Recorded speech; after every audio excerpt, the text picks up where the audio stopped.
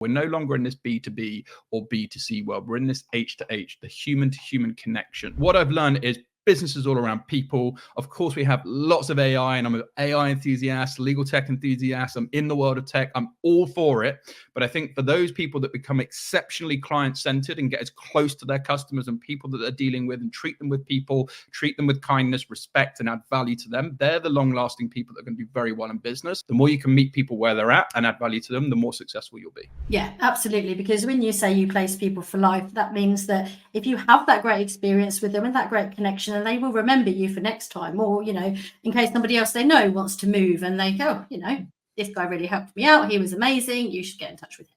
And that's your walking, talking advert through organic relationship and authentic relationship building. You know, you're not necessarily trying to sell anything. You're just coming from a place of value. And I feel like so much of modern sales or people trying to win deals, it's so forced and transactional. People feel pressured. Where if you build a natural, genuine connection, and by the way, this is why I'm a big believer in the personal brand and people bringing out their personal brand and their interests, and why LinkedIn is transformed and why LinkedIn have spent millions on actually transforming the platform to humanize the professional working world more. It's because you can get that connection with people. So you don't have to go into someone and say, hey, do you want this job? It's like, hey, I see you're a Tottenham Hotspurs football fan. You know, I'm a big fan. What do you think about this? Or, hey, I see you're into pottery. Actually, I went to this craft store, you know, last week and saw this pottery that is very similar to one that you've made. There's so many ways that you can connect with people now through social media, online things available to you, that there's really no excuse for being sloppy in terms of building connection with people. You can only learn what's in the walls inside of the walls. So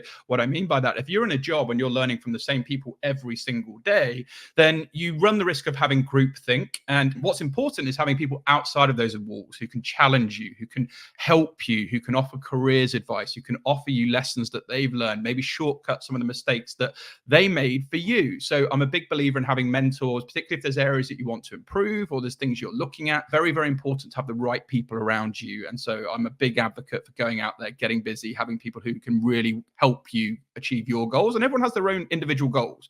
Run your own race at your own pace. So whatever it is you're passionate about, make sure you go out and find the right people that can help you. You always put the customer or the end person in mind. So, you know, what we do is a lot of listening. And I think social listening is really important as well. So, you know, we listen to what people are asking questions or wanting information about. There's also a lot of resources available for you now online. You can go on something, for example, like answerthepublic.com, or you can go on Google Trends, or you can go on Keywords Planner, and you can get Google index data linked to actually what people are asking questions about, you know, how to become a lawyer, how to, you know, get promoted within a law firm, how to cross-qualify as a lawyer. So again, when we're thinking of creating content, we're using social listening through the social media platforms and seeing what the conversations are happening in the right sort of media outlets.